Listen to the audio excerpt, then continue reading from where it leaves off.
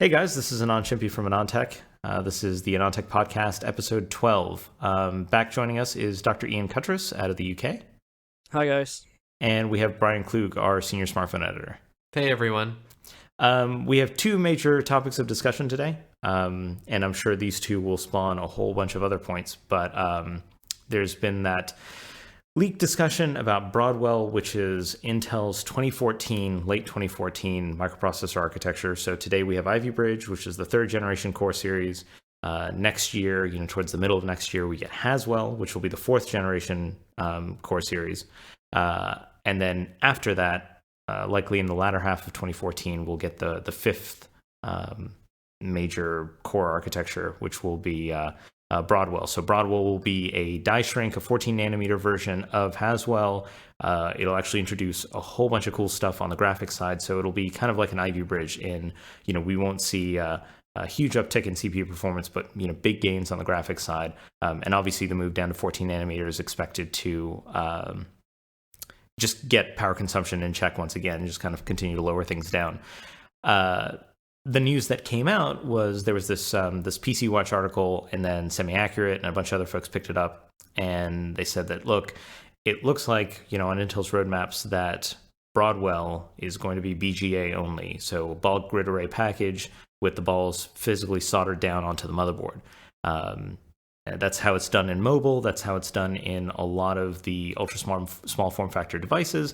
It's unusual for us to see that on desktop because, for as long as we've been doing this, you've always had sockets that you can plug your CPU into, remove it. It kind of enables CPU upgradability and all of that jazz. That's been a big cornerstone of what makes building your own PC exciting. So with Broadwell, this rumor is that, hey, all the LGA, the land grid array packaging goes away, and you've just got BGA. So when you buy your motherboard, you got a chip soldered down onto it. So I want to start with that discussion first. Ian, I know you've been doing a lot of research into it. What can you tell us of what you found that you're allowed to talk about? I found that it's going to be an interesting time, mainly from a build your own PC standpoint, because where before you had one motherboard that you could pair with any processor on the market, you're going to have one motherboard that comes in 6 different SKUs based on what CPU is soldered to it. So there's a chance here for motherboard manufacturers to restrict their high-end motherboards to high-end processors and their low-end motherboards to low-end processors, and tie that all in with whatever integrated graphics are going down. Well, so let me start with this. I know my take on it. Do you believe that this rumor is accurate? I think it's a drastic change in the whole PC building space mentality. If anybody was going to do it, it was going to be Intel, but I've got a feeling that somebody internally has decided, let's make this shift for whatever reasons they have onto their own. Now, do you so you believe that this is accurate? I have no reason to not believe other than actual official verification, which we're not, if it was true, we're not going to get publicly for another 12 to 16 months, I guess. So the when we were in Taiwan about 6 months ago, I had an old friend from a motherboard manufacturer come up to me and say, hey, look, Intel's been talking about soldering chips on the motherboards, and that being the way that you get it. Now, the position this was presented to me as was, this is a kind of long-term vision where you don't just get the CPU and the motherboard on, one package, but you actually start talking about DRAM and even NAND soldered onto the whole thing. So you get kind of like a compute card. And that's the long-term vision I see here. And the other thing that kind of, I don't know if you remember a couple of years back, Intel was doing those software upgradable CPUs. They did a little trial of this where you'd buy a chip, and these were like mostly, I want to say like Core i3 level, dual core, fairly low end things. But if you buy this little like unlock code, and let's say your chip ran at 2.9 gigahertz and had a 3 meg L2 or L3 cache, you could type in this code and reboot your system, and it would all of a sudden make you have a 3.3 gigahertz chip with a 4 meg L3 cache. So basically software unlocking of features that were already there on the CPU. This was a trial. It didn't really, everyone said this was a stupid idea, what have you. But a long time ago, back in the 32 nanometer and 45 nanometer generation, I remember having a conversation with someone at Intel, and they were saying, look, we're getting really good at our yields here. And we see a future where, you might, and this is not an official Intel statement, like this is not, this is just, kind of sharing what I was privy to, which was, look, we see a future where we are so good at making these chips that, yeah, maybe we do away with the forced mechanical binning, and you buy a chip, and through software unlocking, you can get higher clock speeds if you want, maybe additional cache. So, you pay price X, you pay your $150 up front. You later on decide that you want, the faster SKU with hyper-threading or with an extra, 20% L3 cache. You buy a little software unlock code, type it in, and as long as the platform you started with is capable of being software upgraded to where you want to go, you make it works. So I have a feeling that really ties into this whole BGA strategy. The information I have shows that Broadwell, when it arrives, yes, it is going to be very mobile focused. You're not going to see a huge increase in CPU performance. Again, most of the focus is going to be on improving graphics performance. And with this move to 14 nanometer, that's really, really beneficial on the mobile side. Intel's going to direct the vast majority of its volume and its attention there. And then for the subsequent part, so what comes after Broadwell, which is, I guess, Skylake, is that it? Skylake or Skymont? Yeah, so I think it's the Lake family that comes next. So once you get to the Lake family, then you get LGA again. You get socketable CPUs, stuff like that. This is now long term. We do away with LGA entirely, and everything goes BGA. But Broadwell's kind of a blip where the focus is entirely on mobile. They want to drive 14 nanometer there first. But yeah, I think. Sorry, go ahead.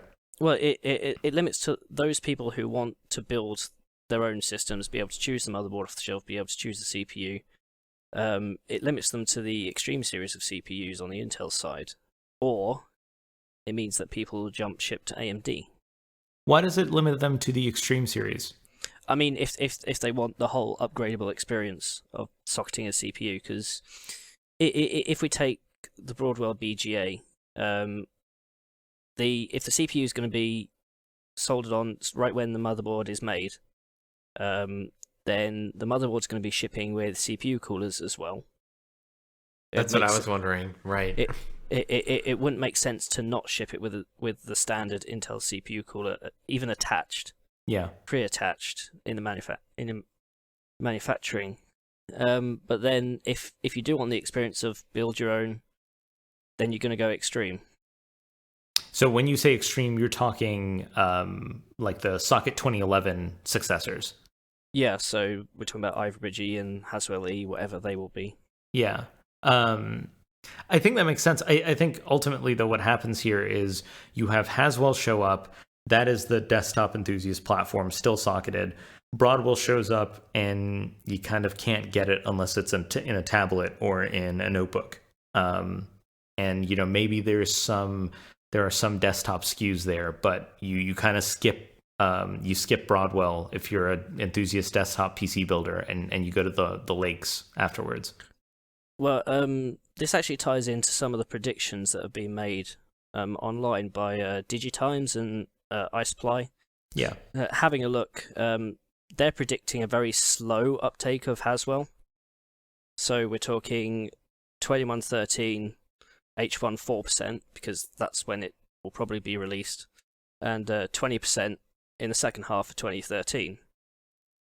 That's going to be socket 1150, but speaking to some motherboard manufacturers, they've been told to keep supplies of socket 1155, the Sandy Bridge and the Ivy Bridge motherboards, all the way through till the end of 2014, possibly 2015. Yeah, so I think Intel's in, we've talked about this before, right? Intel's in kind of a tough position where it has to, it doesn't presently have a good solution to the ARM problem, right? And we've already seen Cortex A15 does very well. It finally beats Atom, and it doesn't really have a good solution for what goes into tablets yet. Now it's possible that maybe Atom takes care of that, and it's all done. But I think Sorry, go ahead. Next gen Atom. Do we know the release for next gen Atom? It's supposed to be late next year. Right. So, and that's still a lot of exposure in terms of, because we've already seen the first Cortex A15 designs out right now.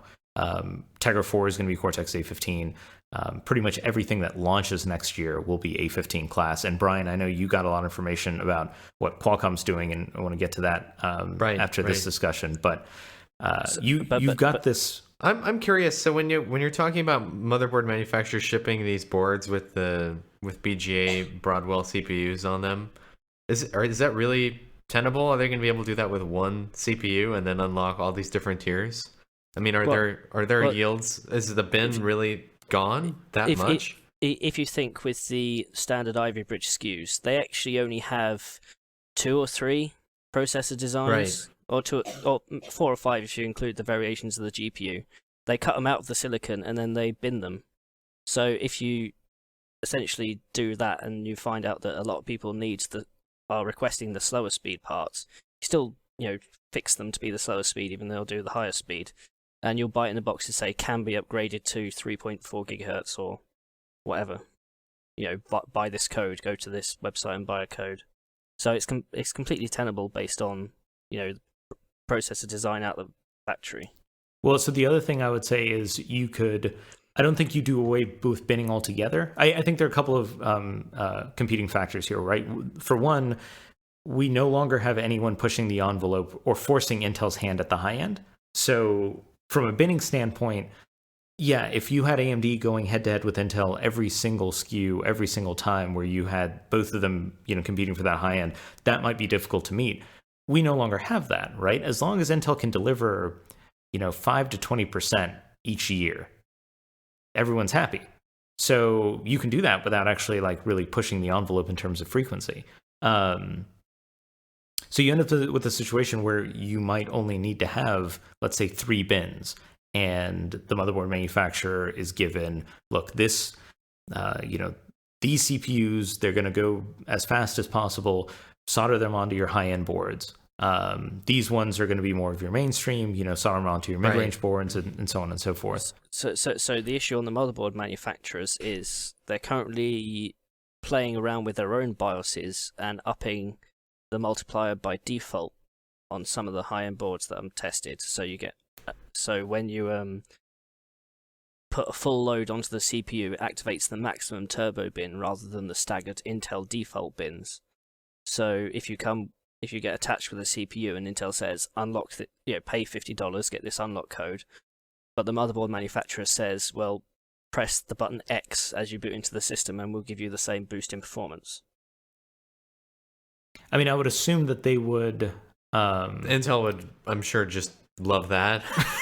Well, so it depends on I'm sure they wouldn't get angry at all. It depends on what Intel's doing, right? So in the trial of the software unlockable stuff, they would actually also unlock cache, which is something that thus far, at least on the Intel CPUs, the motherboard makers haven't been able to do via BIOS hacks. And Intel loves to do the hyper-threading thing. Exactly, right? Like that's, since if we can count AMD out, then yeah, Intel can do a bunch of silly stuff like, hey, buy this code if you want to unlock AES-NI acceleration, or great. Don't give them ideas. Don't give them ideas. It amazes me that if Intel can supply you with a code that you could put into a program to unlock cache and essentially improve CPU speed, it amazes me that if Intel can do that, then but the motherboard manufacturers can't, because essentially it has to go through the motherboard, the BIOS code. Yeah, but remember, the motherboard manufacturer is now the customer of Intel, so we don't the direct customer. So we don't. If we're the motherboard manufacturer, all of a sudden we're worried about do we really want to piss off who we're buying? You know? Well, I mean, that's also a lot of this like on-chip DRM stuff that we've had for a while now. All of that comes into play here. Right.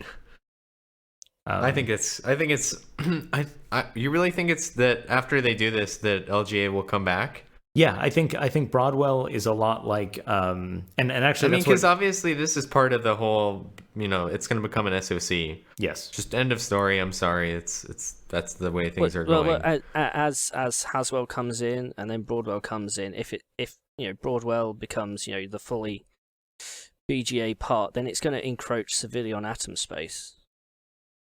Yeah, I don't cut it. I don't know, and that's a separate discussion, right? What happens? See. Yeah, I don't know what happens, with Core and Atom if there's, because I remember when I was talking to AMD about Jaguar, and I was talking about design decisions that they'd made there and why they made them, and they said, look, a lot of the reasons that the design decisions are what they are, it's still a too wide, out of order part, and it has to go up against, something that's a Cortex A15 class. And this, power is a concern. But the other concern is we can't make it too good because it needs to be slower than the high-end stuff. And I remember hearing that and thinking, okay, this is bad, right? You never want to artificially segment your architectures because you need there to be that artificial gap. And so I don't know long-term if there is room for like an Atom line and a Core line, or if those two just have to converge. Because otherwise you end up forcing Atom to be a little more gimped. Oh no, they absolutely have to converge. Yeah. Well, it's what architecture is the new Atom being based off? Didn't you say it was based on an old Pentium architecture, or is it being rebuilt from the ground up? So we don't know much about it, right? If you look at where the original Atom came from, the original Atom was like a P6 hybrid, right? It was part Pentium, part, a whole bunch of other new stuff. So you could assume that the next Atom would look much more like a P6, right? That generation of core, but, with design today versus designed back in the P6 days. No, but I want to go back to Brian's question. Do I think Broadwell is a blip, and do we get LGA back? I do think so. I think Broadwell, and Charlie over at Semi Accurate, he mentioned the same thing, and this actually coincides with information I heard originally, which is that, hey, this is the inevitable future. We all go BGA, but that future is not 2014. I think Broadwell ends up being kind of like Westmere was on the desktop, right? Where if you look at Westmere, there were server parts that came out, and there were kind of a whole bunch of mobile parts that came out, and there were some dual-core desktop parts that no one really cared about, but anyone in the performance desktop space still had Linfield, which was its predecessor, and they never got an update, right? They just had to skip Westmere and wait till Sandy Bridge, and I think that's what Broadwell is here. And isn't there Gulftown, though? Gulftown is the Westmere AP thing. Yeah, but Gulftown came out late, right? Remember, Gulftown came out like... Right. Yeah, they might do that. And Gulftown was just the Xeon brought over to the desktop. So it's fairly... I would say it's totally possible that the Broadwell Xeon comes into a socketed desktop. But interesting. The issue with that is when Westmere came out, people were still happy with the performance, and there was still a lot of product that could continue over until we were waiting for Sandy Bridge.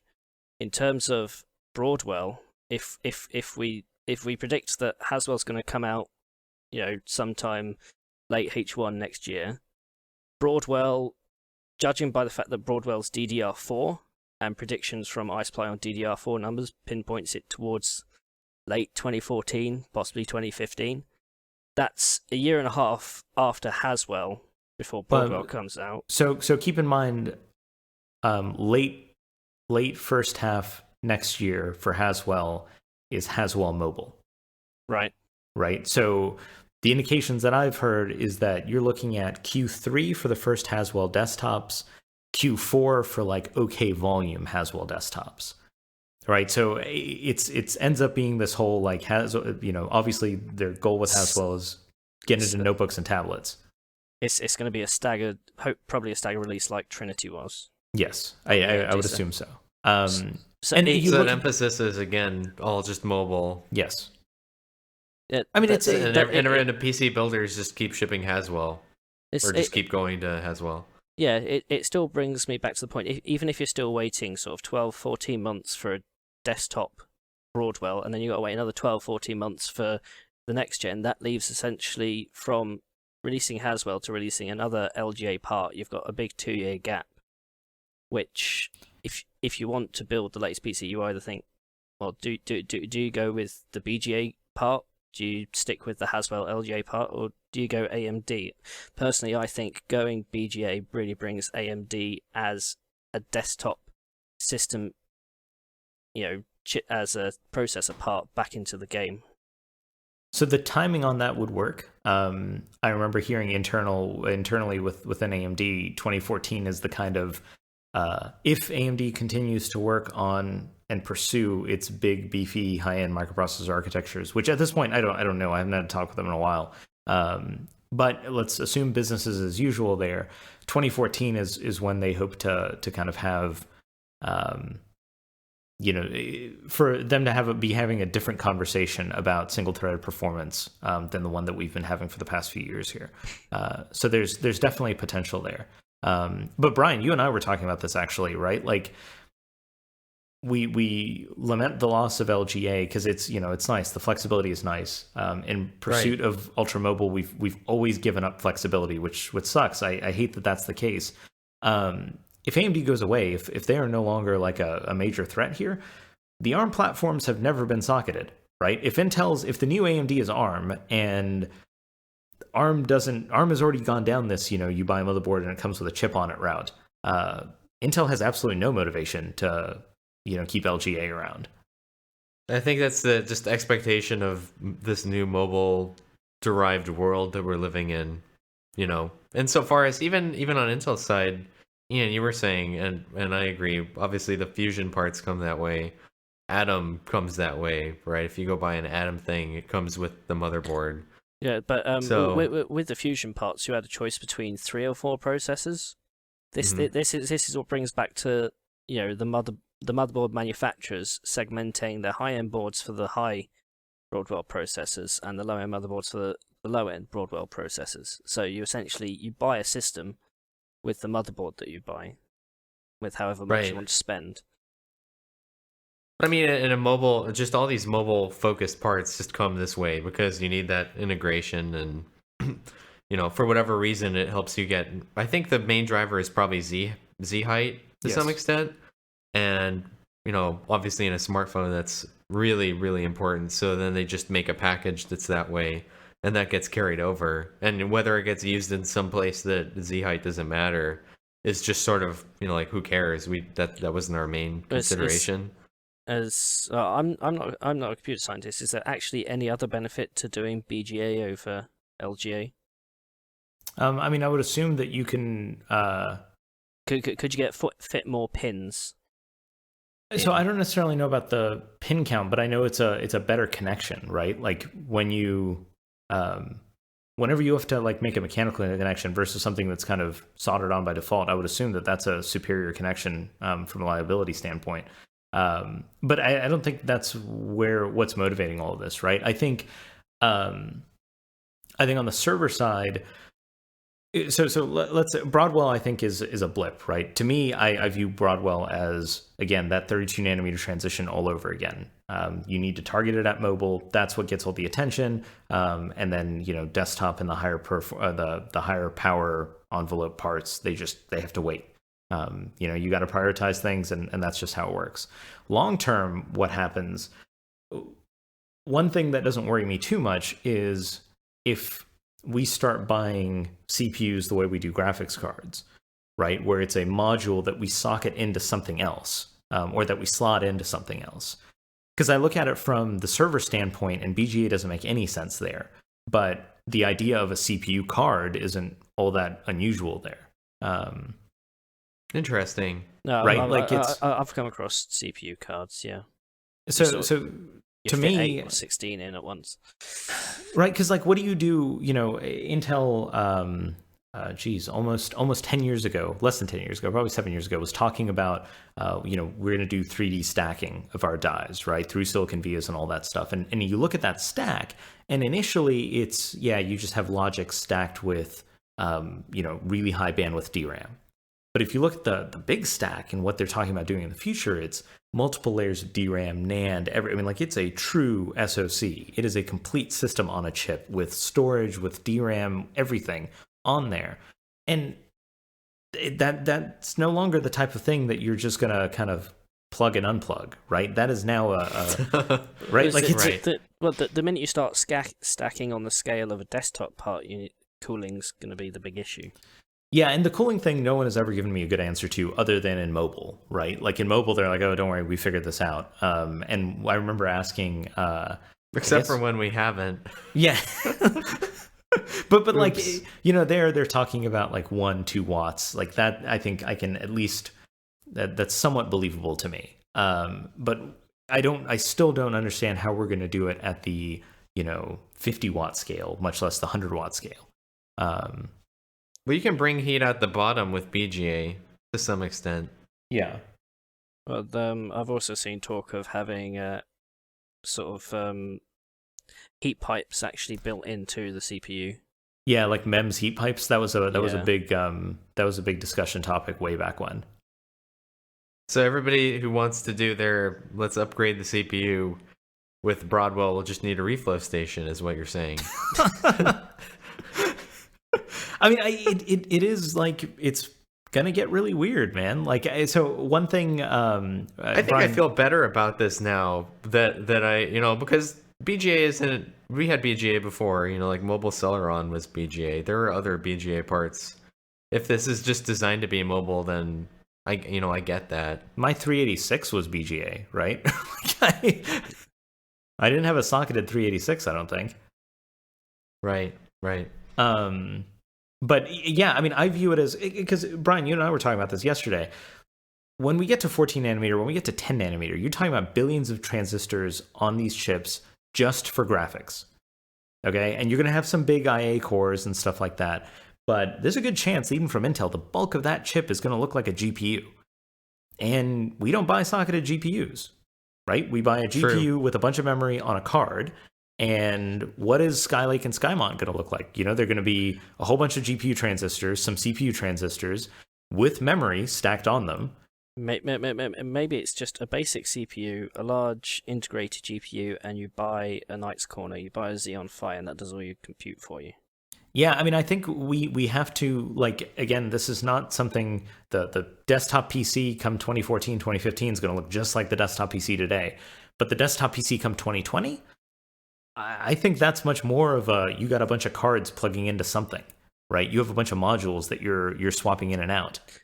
You want more performance, you put in another card. You go Crossfire on your Xeon Phis. No, there was that whole when Larrabee was a thing, right? There was this whole idea that what you would have is you'd have your CPU and you'd have Larrabee, and since they would all run x86, Windows 9 or Windows 10 will schedule light tasks on a couple of the Larrabee cores, right? Because they're all Pentium derived x86 cores, and then when you want to go ahead and do something, you shift them over to the big IA cores. Obviously, that didn't happen. Larrabee, is that like an Optimus switch? Yeah, it was kind of like that. That was one of the ideas, at least, that was presented to me, and that was obviously long-term future, kind of the way they're viewing things going. And I don't necessarily know that vision isn't dead, but that was a big push early on. So the minute you move to that type of system, where you've got your small CPU core, it means that you could have a reduction in motherboard size as well. ATX will no longer become a standard. Even with BGA, I've got a slight inkling that because it now becomes fixed. Yeah, no, I think ATX goes away entirely, right? Like, it doesn't make sense if you were going to treat the CPU, and hey, maybe you even have memory soldered on there, right? And if you want more memory, you have memory cards or whatever. I think it's a smaller package that slots into something else. I think your motherboard ends up being just like a big I/O interface plane, and then you plug in whatever you need to plug into it. So it's no longer a motherboard with daughter boards. It's just a board with boards. It's the SoC board. Yeah. You essentially get a cube of boards. That's See, what I mean, makes like, sense I to me. agree that we buy GPUs that way, but at the same time, my GPU sockets into something else, Yes. you know? And that's the scary part. Like, I just know that's the scary part for people. But see, your CPU would then socket into something else, right? Like, it's just if they went that way, right? But I mean, I think they want to get rid of I think they envision this like it's just on the motherboard. You buy a motherboard with it, that's it. I think that's probably how it starts. But I think if you want to, like, if you want to take that out to, t equals infinity, right? What happens? That the motherboard we have today doesn't make a whole lot of sense at that point. We've got a whole bunch of I/O on there that, hey, maybe most people don't even use, and maybe we have different types of I/O needs. But it's from a motherboard manufacturer standpoint. Most of the motherboard manufacturers, they'll make 6 or 7 models to cater for everybody. There's 1 or 2 that'll listen to the individual needs of somebody in a particular sales region. Take in China, the LAN sort of computer cafe shop. They want motherboards with 1 HD output, so they'll speak to a manufacturer that will take off all the rest of the video output, so they don't have to pay for them. That's like a fact that a lot of I/O is on motherboards just because people want future adaptation. This is why Thunderbolt is on a lot of motherboards now, despite there being almost no Thunderbolt devices on the market. Yeah. Well, that's another story, right? Especially on the Windows side. Yeah. I've been ranting about this a lot because there's this. Apple's been shipping Thunderbolt on platforms for a very long time now, and now even on like the flagship Surface Pro from Microsoft, there's no Thunderbolt, and it just seems like a horrible mess of. And I get that, deploying hot plug PCIe where you can plug in a GPU or whatever, that's kind of a problem now on Windows. It's not a problem on OS X because there's just no GPU drivers for most GPUs that you'd stick in there. But it's horribly mismanaged. Like that was a spec that I thought had a lot of great potential, and it's if Intel just kind of sitting. Want to drive the Thunderbolt development on Windows, they could add it to the chipset. Yeah, no, it would be great, right? The problem with the chipset business at Intel is that's a business that seriously just prints money, right? Like they show up once a year. As long as their product doesn't do something horribly wrong, they know they're going to make money on it, right? Like P67 and B2, B3. Yes, that's bad. They don't want that. We don't want to execute outside of what we did last year, guys. Yeah, I mean, that's what it is, right? Like you want to... it is very hard to make the management case or the management argument of why you should ever change the chipset, right? And especially why you should ever integrate something that's going to balloon die area there. Totally.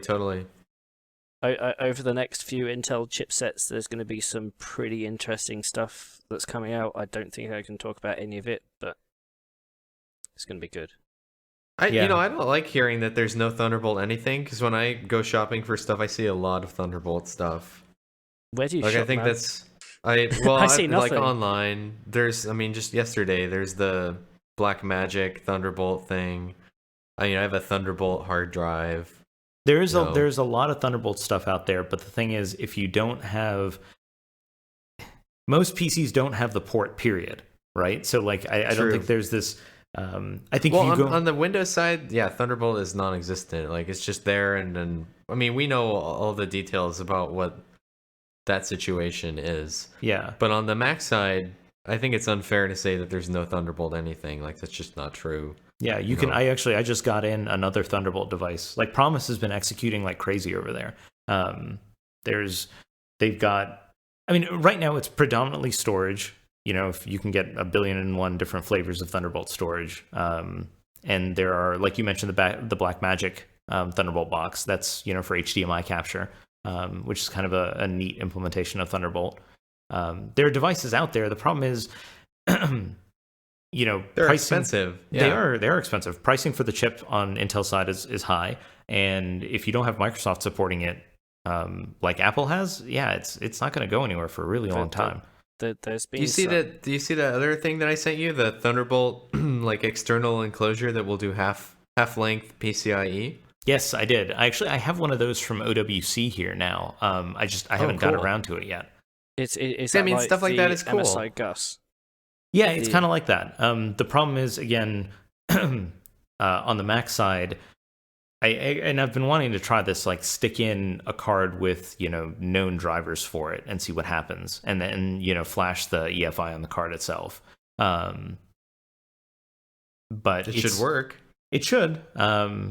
On the Windows side, as long as you have the kex for it. Exactly. On the Windows side, I know that is the usage model that Microsoft is particularly worried about. Right? You're in the middle of a game and someone hot plugs the GPU. What happens? There should be an arm that comes out of your PC and slaps whoever decided to hot plug the I mean, right? What? Who's gonna do? I mean, like, okay, I understand. Maybe somebody trips over the cable. Yeah. But there's no. How are you going to engineer around that? What? I mean, I think they're trying to do like a lot of driver work to kind of properly deal with it. I don't know. To me, being someone who's used Thunderbolt, like it clearly works as is. I think if Microsoft just, even if they said, hey, look, we're not supporting GPUs on Thunderbolt right now, I think that's a totally fine thing to do. But like promote it, because I think it's a big part of bridging the gap between mobile and the desktop usage model. What one thing that would drive Thunderbolt more into the desktop space is if 4K monitors start to become the norm. Because I know one company's been advertising that their dual Thunderbolt motherboards are capable of driving a 4K display by themselves. Yeah, but that's a DisplayPort thing, That's just right? DisplayPort, yeah. Yeah, but I mean, the current integrated graphics market, you get a choice of 3 digital outputs and 1 analog output, and most people decide, well, let's have a range of everything, or let's have a couple of HDMI and then a DVI combination port. That does bring up an interesting point. I was thinking about this the other day because the new iMacs came out, and one of the major complaints I saw online is that, hey, look, it's not Retina yet. And I feel like that is definitely coming, at least under the the old Steve era. I would believe that let's say a 4K 27-inch panel was definitely in the works. I would love to see something like that hit. So is it at 2560 by 1440 at present? It is. So what I'm guessing is they would do like a doubling of 19 by, or 1080p or 19 by 12. Yeah. Right? Because like if you otherwise can't you double end up 2560. Yeah, it would be a 5K by something else. Well, and on the Mac side, they've shown that they don't need necessarily a 2x scale.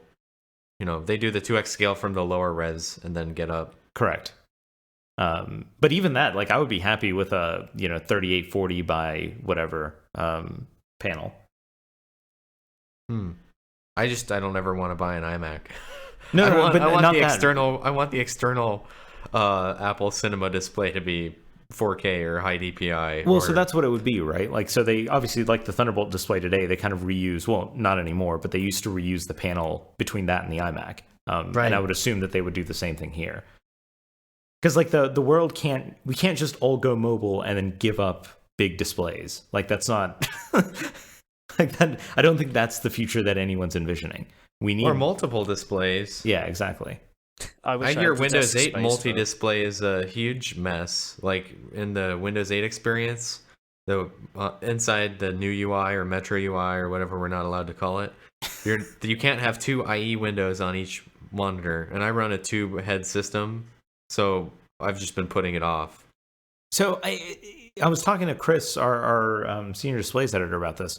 I thought what you could do is you could fire up modern UI IE on one panel, go to the next panel, right, which will be a normal desktop, but bring up the Charms bar over there and hit start. And wouldn't that bring up the start screen on the second? I mean, I haven't tried Windows 8 in multiple panels yet, so.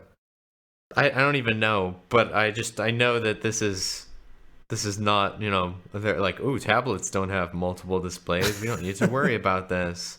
Just go back to the desktop. But Microsoft did do a big post on like, hey, we're taking multi-display seriously. This is all the stuff that we did for multi-display in Windows 8. But in that post, they never showed me two modern apps running at the same time. Hence my statement. And I don't know. That's another topic. I'm sorry. I don't want to sidetrack. I think it's valid. Ian, is there anything else we want to talk about on the BGA side here? I just want to reiterate that AMD is going to get back in the game, I think. So you're putting your chips on AMD? I'm saying if there's an ideal opportunity for AMD to come back from its recent woes, they've got to have something in the pipeline to strike while the roadmap is hot.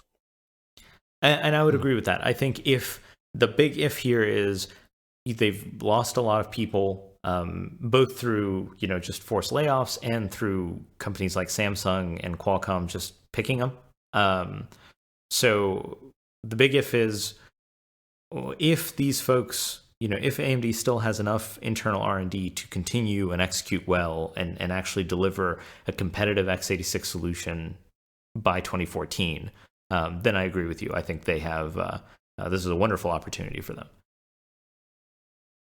Well, it has to be faster than Haswell, though, because remember, Intel thinks it can just keep shipping Haswell. Yes. For the desktop people is what I got out of this discussion. Yeah. Well, yeah. Oh, yeah. Well, I mean, I can't get another if by 2014 AMD is still shipping like, hey, we're kind of competitive. Like, no, that's that can't happen anymore. It's one of the things that came out of some of me talking to motherboard manufacturers regarding the slow adoption of Haswell in the desktop space and consequences of that is the fact that if that does happen, then motherboard sales won't be driven, and the smaller motherboard manufacturers may start to disappear off the map or consolidate. Yeah, I think consolidation. Because ideally, Intel want 4 or 5 vendors buying their chipsets, each with a market share of 20%. You've got ASUS and Gigabyte, which combined have about 50%, and the rest are struggling with sub 10% numbers.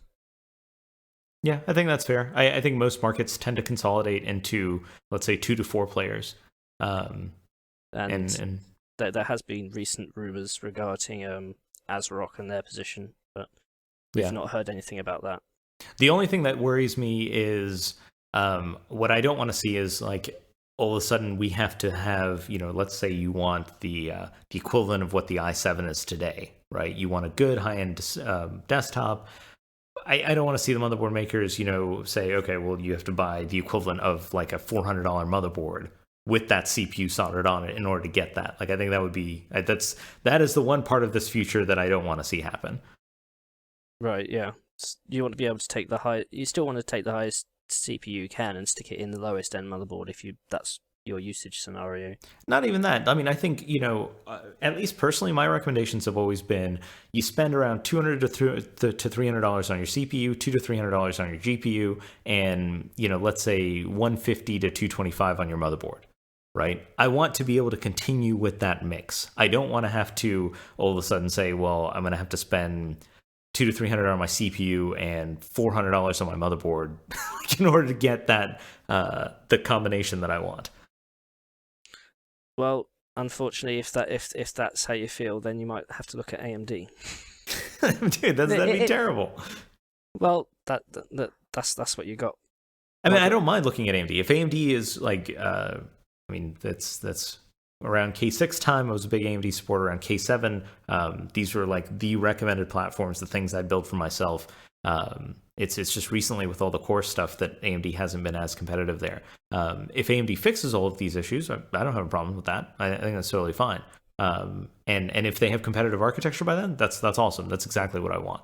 So the issue is now on my test bed, I have set up dual core Ivy and the high end A10 Trinity part. they essentially trade each other based on whatever benchmark you run. One will be slightly better than the other, except in single thread performance, where despite the higher clock of the Trinity part, the PAL driver part, the Intel part is still another 20 to 30% faster despite higher speed on the Trinity part. That's what they have to get right. Yeah, and that's why I said 2014 is the magic number for them there too, right? Because there's only so much you can do with the existing architectures, everything that's already in the pipeline. This is a problem actually from ultra mobile SoCs all the way up to what we have in the high-end desktop. You cannot de-emphasize single-threaded performance, right? Like, I remember, Brian, you and I had this argument with NVIDIA like time and time again, but it's like you can't just ignore it. Like, single thread performance is such a big deal, and it's going to continue to be a big deal. I know what we're talking about there.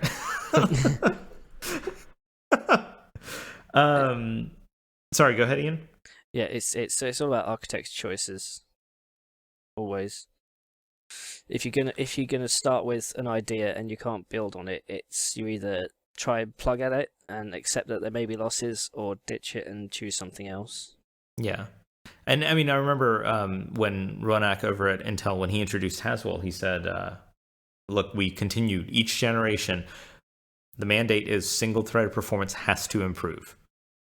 And we never get a few times, Sandy Bridge was a big deal. The first Conroe was a very big deal in this department. But we usually don't get dramatic improvements in single-threaded performance. What we do get is incremental improvements year over year, every single year. Which, when you look at a 7-year period, well, yeah, it looks pretty freaking cool. Things improve quite decently.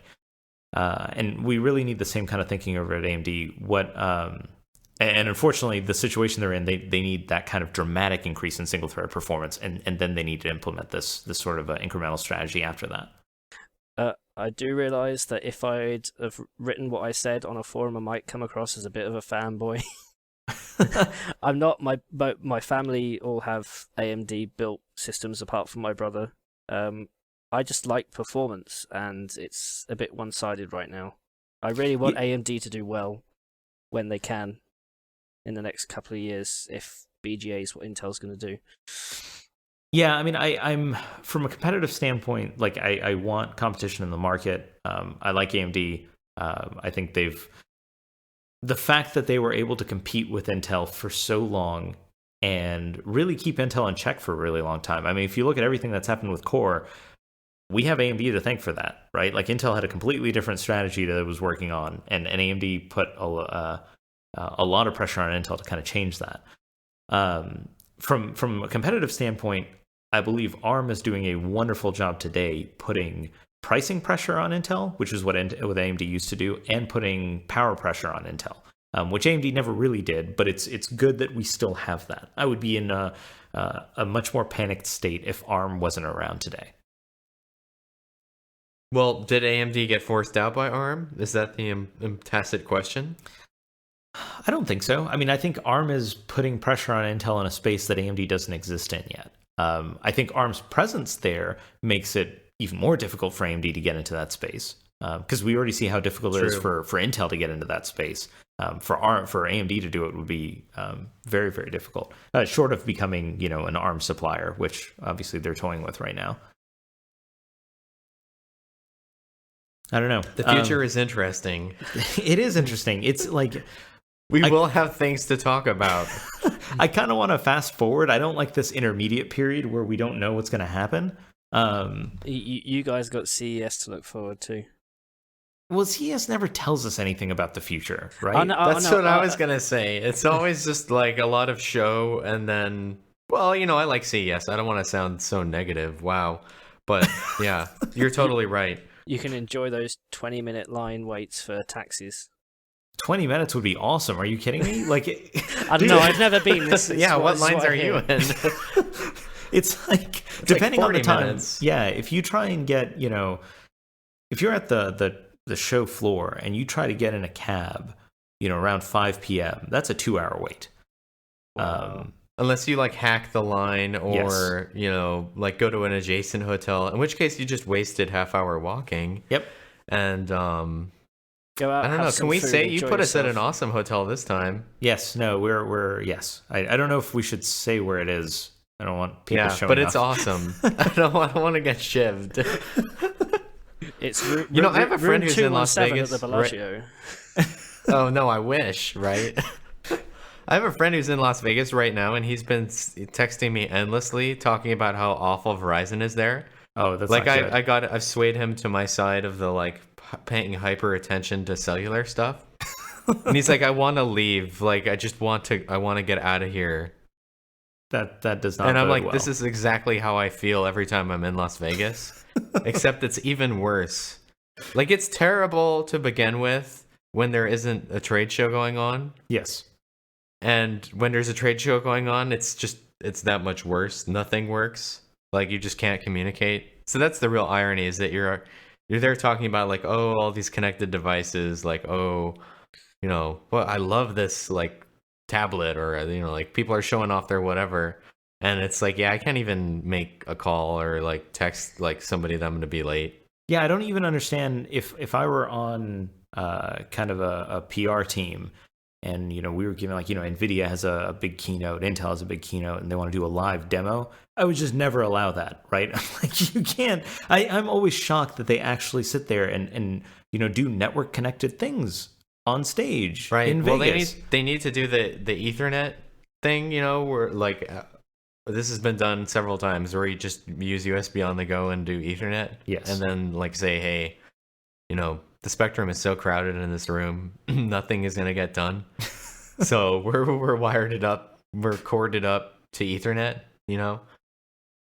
Like this has happened several times. Do you remember there was one where like Nvidia was telling everybody to turn off their hotspots? Which never happens. Like you cannot. No. I mean, it's with a lot of journalists. Like readers can't even tell them to do stuff, so they're definitely not going to listen to a manufacturer. So it's all right. It just becomes a belligerent thing. Yeah. They'll just put a video of you playing Dirt 3 and then you with the wheel. Oh no, wait, that was Intel, wasn't it? That was bad. That was it was unnecessary that they did that. And then we ended up spending far too much time like just proving that yes, Ivy Bridge could run Dirt 3. Yep. That was a pain. Brian, you just got back from San Diego, right? Yeah, that's right. So I went out there for their combination of like blogger event and industry analyst day. And we just sort of went over, both the previous year's stuff and a little bit of what's coming up in the future. I wouldn't say that there's a lot of stuff that we don't necessarily know about, but I saw some cool things. And at the same time, this is their single largest RF disclosure that they've made ever. And I've been working on some of these slides I saw like almost a month ago. I think it was November 6th or so that week.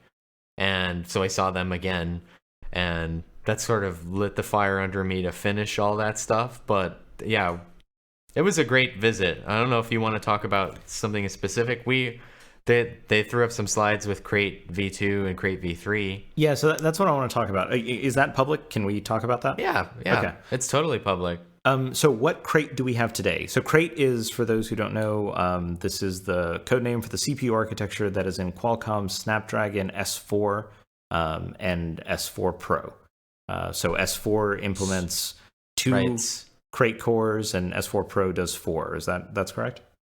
So by S4 Pro, so S4 Pro actually contains APQ8064 and MSM8960T or MSM8960 Pro, and 8960T and 80 previously called 8960 Pro is actually Krait V3, which is big news to me because I thought this was Krait V2. Okay, so which one? What do we have today in all the currently shipping Snapdragon S4 parts? What Krait V is that?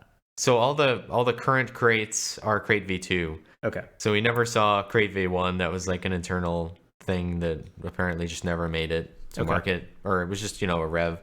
And everything that we have now is Krait V2. So then soon we'll get Krait V3 and 8960T, which was previously 8960 Pro. Okay. And, What is do you know what the T stands for?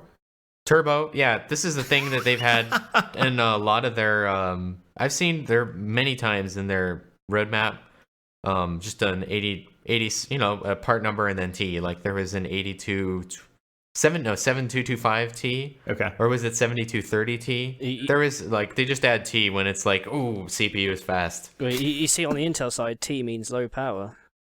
Yes. Just to add to the confusion. So this definitely means more like extreme performance, like turbo. So Krait V3, we don't know architectural details, but we do know high level details. So we know that there's a straight IPC increase of about 15%, and there's also an increase in clocks.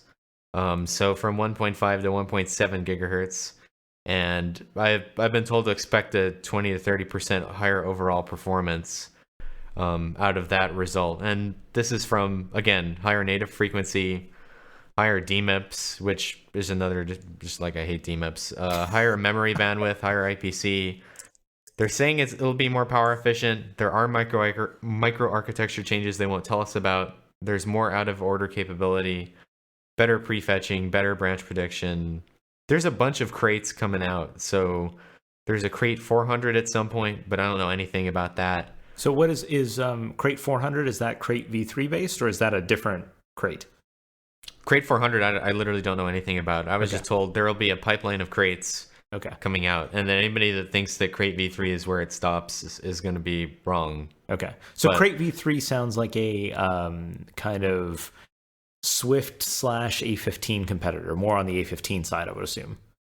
Totally, yeah. And we wrote this actually a long time ago, is that Krait V3 is how they do battle with A15. Yeah. And that was at like the previous blogger benchmarking thing. Like I wrote most of this there. But at that point, I was under the impression that it wouldn't be coming with 8960T, and it wouldn't be 28 nanometer LP. I was under the impression it would be high K. Yeah. So the Krait V3 and the parts that I know about are just still 28 nanometer LP. Okay. They're not high K, although those are still coming apparently, but that's further down the road. And then I was told to expect basically devices with 8960T to be shipping early next year, and that it's been sampling for some time now. So, I mean, we just haven't heard or seen a lot of leaks about it. I think I saw one where somebody saw there was some spec list, and it was 8960T at 1.7 gigahertz. I can't remember what phone this was, but I have a picture in my head of seeing this somewhere leaked. So, what GPU do we? I forgot what GPU comes with 8960T. That's Adreno 320. So previously, the whole point, the whole differentiator that we heard about with 8960T is that this is the later Krait that gets the newer Adreno 320 graphics, and because 8960 was a time to market thing, right? It was Krait V2, Adreno 225, the latest baseband silicon that was possible, and they enjoyed a big time to market advantage with that. For like this previous year, it's just all been 8960, and now Windows Phone 8 is just all 8960 or 8260A, same thing, just dominated by all of that.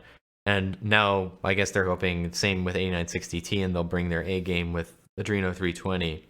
But I mean, we already have Adreno 320 and APQ 8064, the quad core Krait V2 part, but with no modem. Yeah.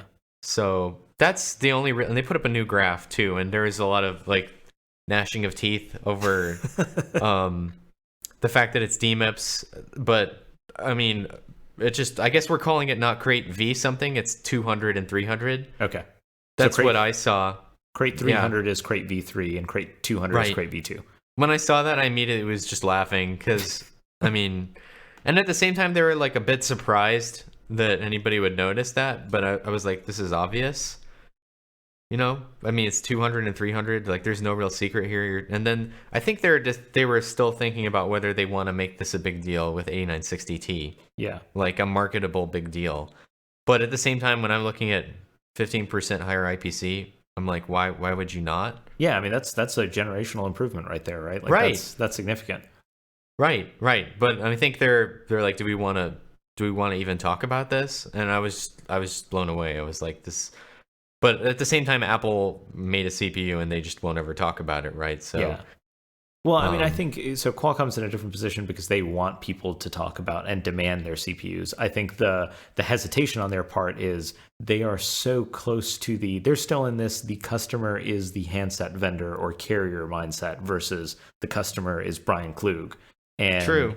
As a result, although they're saying that they're seeing a lot of traction from their marketing picking up with, like in TV ads, you see now stuff like, oh, this phone has Snapdragon inside. Yeah. Like I think the LG Optimus G is sold that way, and so forth. But as a result of kind of that prioritizing, of who you view the customer as, this is a problem like across all industries. If you lose sight of who the actual customer is, you end up making decisions that are contrary to the greater good. And in this case, I don't see any vendor, any phone vendor who would want them to kind of trump up this new silicon, right? Because they still have to sell phones based on older silicon. That's true. But I mean, we'll talk about it. So I guess it's being marketed to some extent. I mean, whatever. Although it's not like marketed to me, and it's more like just us asking questions. Yes. And this shakes out. So there's still a lot of hesitation there. There was a lot of discussion again about like ARM v8. What's the future? When do we get a big Krait? No real answers there. What do you do when smartphones get to 4 gigs, which is going to happen, and then your physical address extension, you need 64-bit. All this stuff is just like stay tuned. So they're not willing to talk about anything beyond what's sort of N+1. Well, and so even then, they're not willing to talk about things that have been leaked in the past already, like the high K thing, like the SoC that's going to come with the MDM 9X25 baseband silicon integrated. So all of that stuff, you can just write the roadmap. It's fairly obvious, but again, there wasn't a lot of that, which is what I was hoping for. Well, so I think when ARM v8 hits, that switches the 64-bit, the first 64-bit ARM instruction set architecture. That ends up being really interesting because AMD is going to be one of the first folks to ship ARM v8 based silicon. Yeah. Right? Because they're one of the launch partners for the Cortex A57 and 53. Right. I think that's still a ways out. Again, but yeah, that's 2014-ish. I'm sure they have an answer for it. They just don't want to talk about it for whatever reason. They're just like, we don't even, like 8960T is a couple months away, and we're now hearing about that. I think, and then we'll see. Will that be S5? Or were we gonna like create another tier? There's gonna be S4 Pro, S4 really Pro. S4 like Maximum Pro, Uber Pro, Pro Tip. Ooh, I like that. OC Pro. So that was part of it, is seeing all that. Do we get any baseband upgrades with the 8960T? No, it's the same. It's 9X15. Okay. Which is still very good. Like there's still nobody else that's really at that level, even in the rest of the whole digital baseband marketplace. Yeah. Which is another topic entirely. So I get the impression here that with 8960T and Krait 300, the sheer dominance won't be as present as in the previous generation, right? Because previous generation, you had to choose between a whole bunch of Cortex A9s at 40 nanometer or, brand new cores at 28. And that's what made with integrated LTE, like it was there was like a performance and a battery life cell there. Right. But now with Tegra 4, which I'm assuming will also be at 28 nanometer, and Cortex A15s, I think it'll be a little bit closer of a race. We'll see how that does. Yeah, I am very interested in the rest of the Tegra 4, how that shakes out. Yeah, I think there was a lot of discussion, not by me but by other people, about what do you guys feel like you need to do big little, and they feel like they already have with this heterogeneous architecture, where they can, the ASMP thing, basically their marketing, they feel that they can sort of execute against that already. And there was a lot of discussion about like, oh, do you lose a lot of power doing these context switches? How much of that is just a mitigation for the fact that you're building all this stuff on G? and et cetera, et cetera. I don't know. I'm interested to see how it shakes out again, Yeah, especially just because long term. thus far, all of the A15s we've seen have been deployed in like big chassis devices, right? Like so Right. the Chromebook or a tablet. So and Tegra 4 is rumored to have 4 A15s and a Cortex A9 as the little core. And that's where Tegra has won Tegra 3 already. Like I don't see it in a lot of phones today. I see it in a lot of tablets. Yes. And maybe they're I mean, it's selling a lot. Are they satisfied with that? Do they need? I mean, there's obviously different niches here. Yeah. And the embedded connectivity cell is a lot more important in a smartphone, and that's where Qualcomm's execution is just obviously nobody can touch. The 7 modes that they have. If you're talking about delivering a phone, it's much easier to go with that solution versus in a tablet we have more space and you can do like an external baseband of your choice and then pick whatever AP you want. And those those barriers when you're designing your platform are a lot easier to deal with in a bigger design. I don't know what else did we talk about. I think I talked a little bit briefly about the throttling on Nexus 4. I don't like I'm kind of done with that. But just because like there's been so much email and gnashing of teeth over that, and it's an overly aggressive governor, and they're doing their own testing, and yeah, a lot of people were like, "Hey, I'm glad you did that because now I have the like attention and the resources to go after whatever that problem is and figure it out." Can I also just add that blew me away when you said that, because it's not like we're talking about Cyrix, right? Like this is like Qualcomm. Right. They should not have an issue with hey, we need to chase this bug down and get public support for it so we can do it internally. Like that should just happen. Right. No, and I totally agree. And I feel like some of this is the fact that it's a Google phone. It's all AOSP. I don't know how. Obviously, the teams work closely. I don't know how much that design, in terms of the architecture of the thermal, their thermal daemon, and what all is watching after what, varies between, the 4.2 phone versus Optimus G versus other phones that are APQ8064, and I don't know whether that's the differentiating factor. I suspect that it is, but we'll see. I totally agree, though. I mean, I don't know if there were people that were in denial about this. There's a lot of like, oh, it's not me that's throttling. It's not my part. Yeah. A lot of finger pointing and the usual stuff that happens.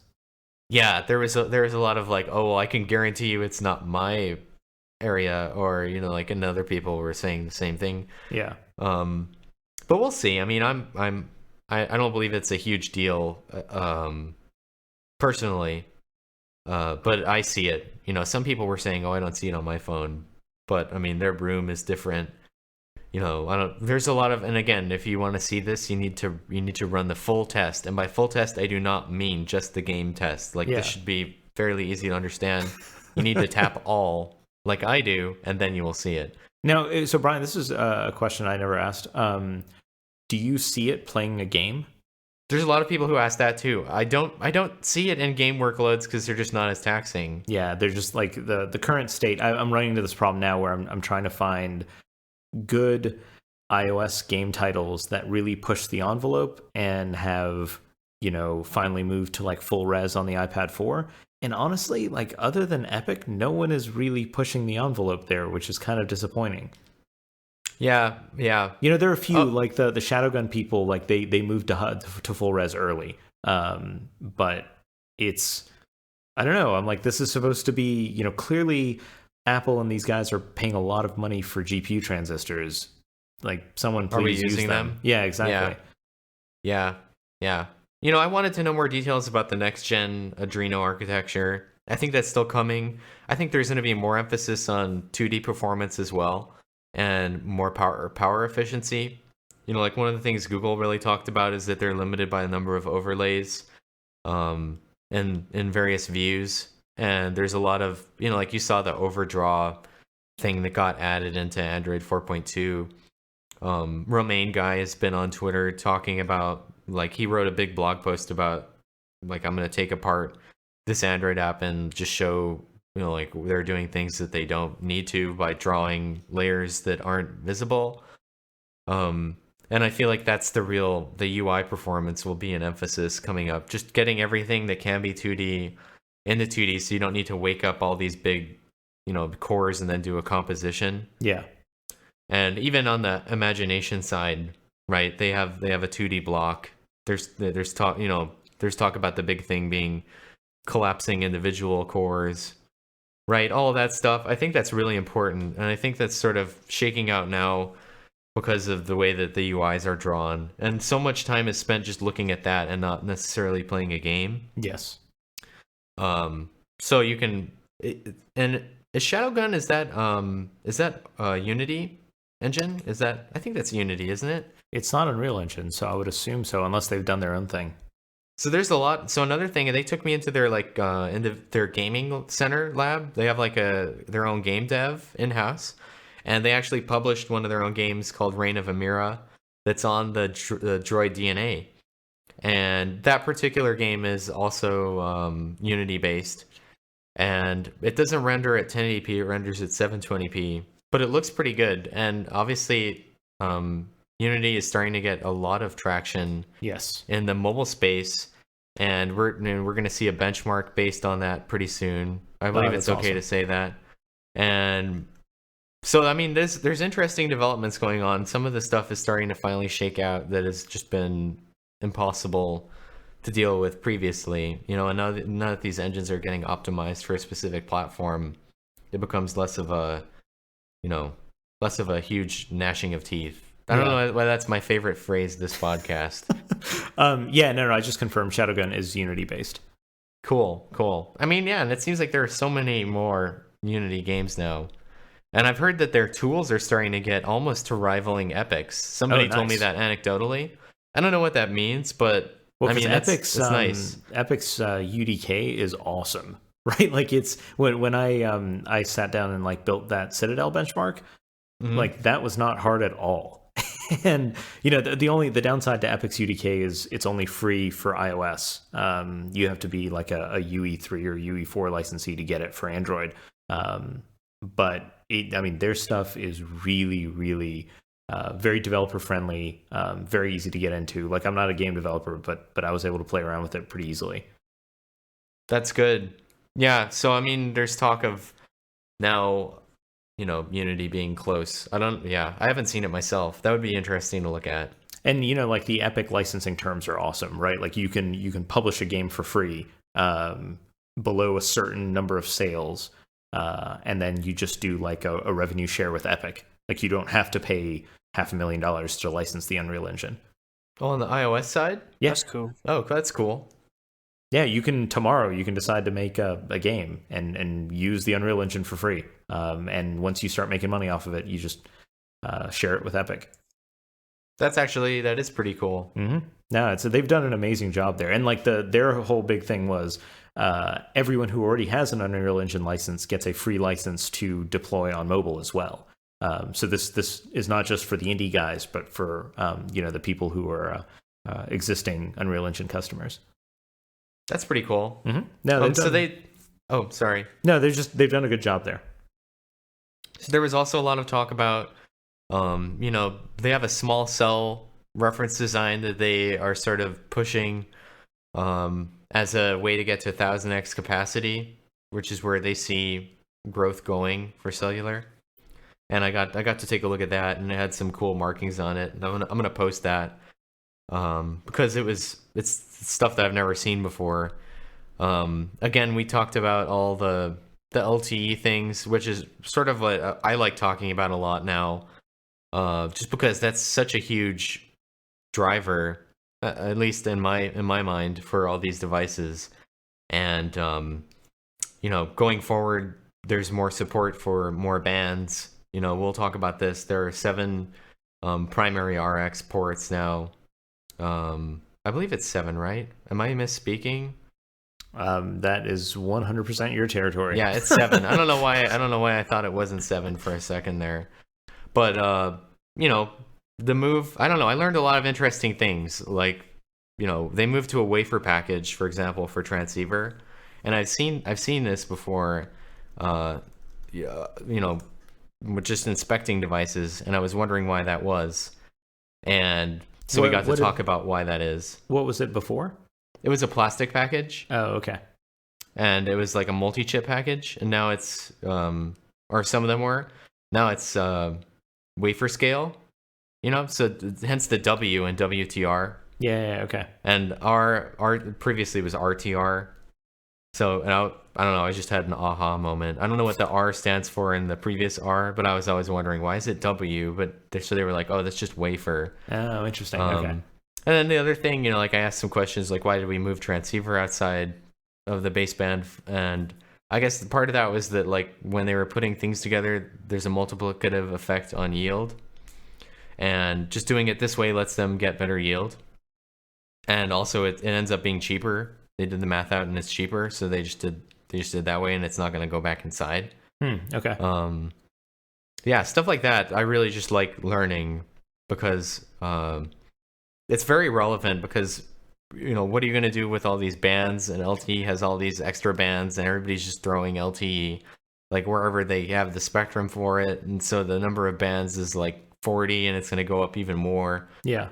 And there's no real solution. The roaming thing is still a problem. Okay, when you have like 7 that you can talk on, and you need to inherit all of these other air interfaces for 3G and 2G, that's difficult. But at least we have more. And then I was asking, because we'll publish the slide, but my big question was the diversity port goes away. So the diversity port gets moved to a primary RX.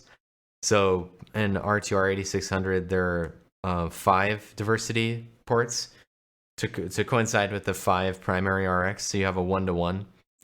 In 1605, there are actually 4 diversity ports and 7 primary RX.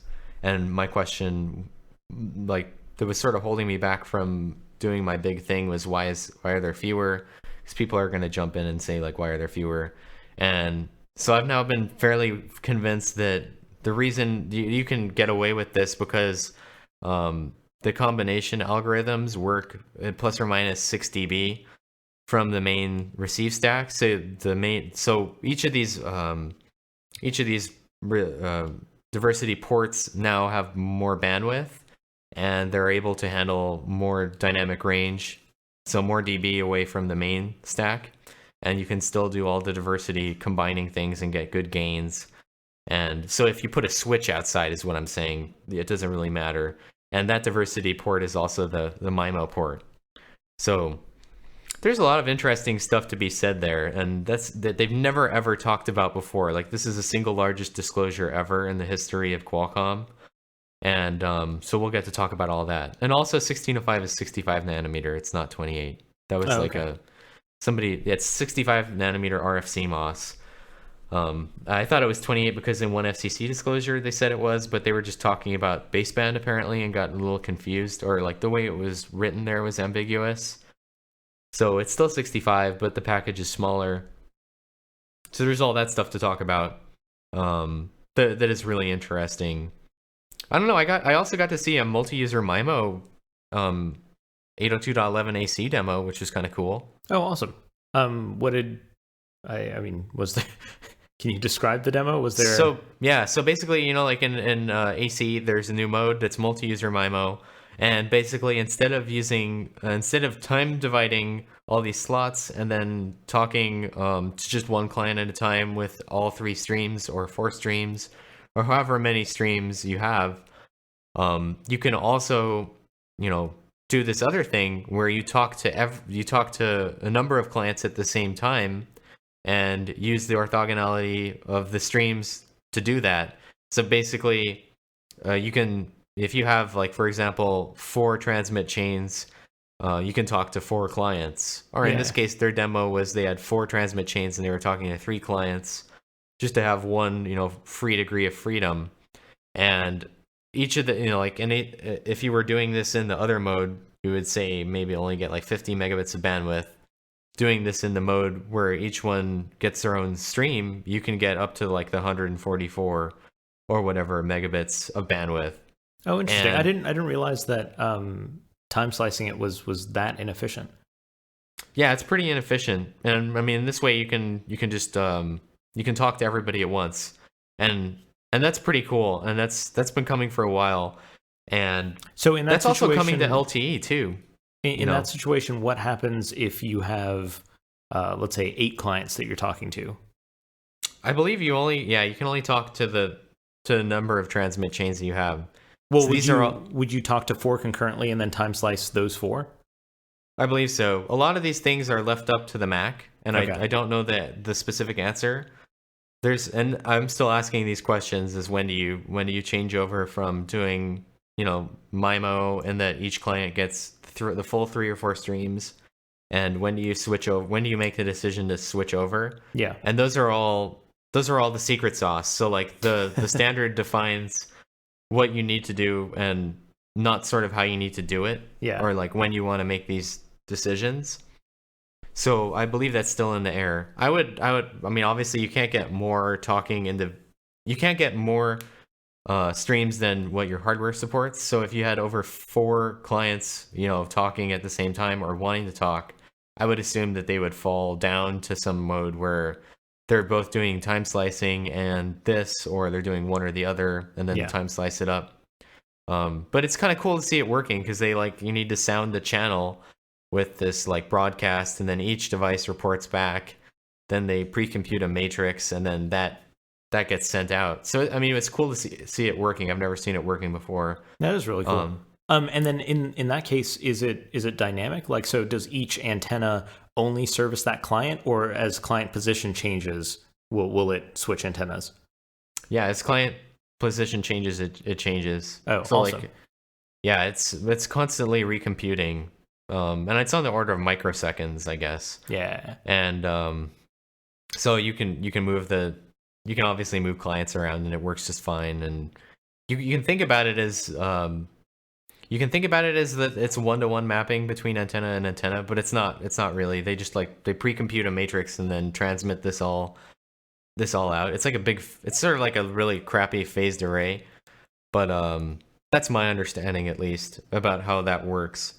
And it was cool to see that working. I don't know what else there is to talk about. No, I think that hit most of the major points. The one I was really interested in was the next gen Krait stuff. You said that's coming early next year. That's right. Yeah, I would expect. Yeah, there are phones in design now, apparently, with that part. So, that's awesome. Yeah, I suspect that we'll see some of that at CES strongly, and MWC. And then release around MWC or after MWC, or however they want to do their scheduling. Yeah, that makes sense. And 1.7 gigahertz, higher IPC, Adreno 320, still 28 nanometer, but that'll be cool. That's awesome. Okay, well that kind of covers the 2 major things I wanted to go over: the Broadwell BGA discussion and the Qualcomm visit as well. So we kind of took care of the entire spectrum of compute there. Is there anything else anyone wanted to go over before we close up, Ian? As an overclocker, I hope Broadwell overclocks well. Yes. Well, we're hearing good things about Haswell overclocking. I know that's expected to do really, really well. I've heard things too, though I've not seen much in the way of evidence. Yeah. No, we're not quite there yet. So you're calling Pixar it didn't happen. Basically, yeah. Exactly. Okay, awesome. I wanted to thank you all for tuning in, for listening. Thank you all for reading the site as well. And we will be back again in a week.